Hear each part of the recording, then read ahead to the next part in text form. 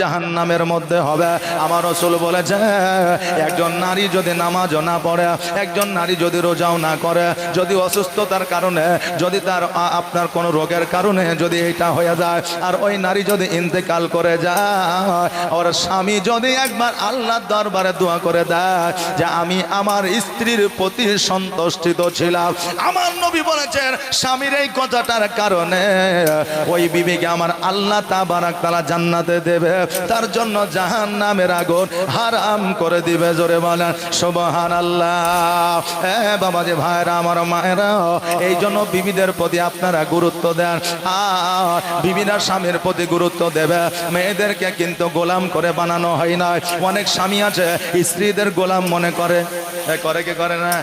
তোর বাপের বাড়ি থেকে এসে তুই 10 লাখ টাকা নিয়ে এসছিস নাকি, আমি যা বলবো তাই শুনতে হবে তোকে, যদি না শুনে বাড়ি থেকে বার হয়ে যায় অনেক রকমের কথা বলে।